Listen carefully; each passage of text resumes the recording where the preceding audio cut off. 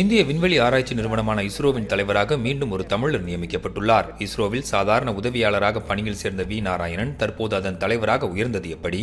கன்னியாகுமரியை பூர்வீகமாக கொண்ட நாராயணன் ஒரு எளிய குடும்பத்தில் பிறந்தவர். அரசு பள்ளியில் பயின்று 1984இல் இஸ்ரோவில் உதவியாளர் நிலையில் பணியில் சேர்ந்தார். தனது கடின உழைப்பின் மூலம் கடந்த 40 ஆண்டுகளில் இஸ்ரோவின் பல முக்கிய திட்டங்களில் நாராயணன் பங்காற்றியுள்ளார். ராக்கெட் மற்றும் விண்கல உந்துவிசை நிபுணரான நாராயணன் தற்போது இஸ்ரோவின் முக்கிய அங்கமான திருவனந்தபுரத்தில் உள்ள திரவியவியல் உந்து மையத்தின் இயக்குநராக பணியாற்றி வருகிறார். ASLV, PSLV, GSLV உள்ளிட்ட திட்டங்களிலும் சந்திரயான் 2, சந்திரயான் 3, ஆதித்யா L1, ககன்யான் உள்ளிட்டவற்றிலும் முக்கிய பங்காற்றியுள்ளார். சந்திரயான் 2 ஏவப்பட்ட போது விக்ரம் லேண்டர் விபத்துக்குள்ளானதால் அந்த தோல்விக்கான பகுப்பாய்வு குழுவிற்கு நாராயணன் தலைமை தாங்கி எதிர்காலத்தில் விபத்தை தவிர்ப்பதற்கான தீர்வை கண்டறிந்தார். அதன் பிறகுதான் விக்ரம் லேண்டர் நிலவில் பாதுகாப்பாக தரையிறக்கப்பட்டு சந்திரயான் 3 வெற்றி பெற்றது. சோம்நாத்திற்கு முன்னதாக தமிழ்நாட்டைச் சேர்ந்த K. சிவன் இஸ்ரோ தலைவராக பதவி வகித்த நிலையில் தற்போது மீண்டும் ஒரு தமிழருக்கே இஸ்ரோவின் தலைமை பொறுப்பு கிடைத்துள்ளது.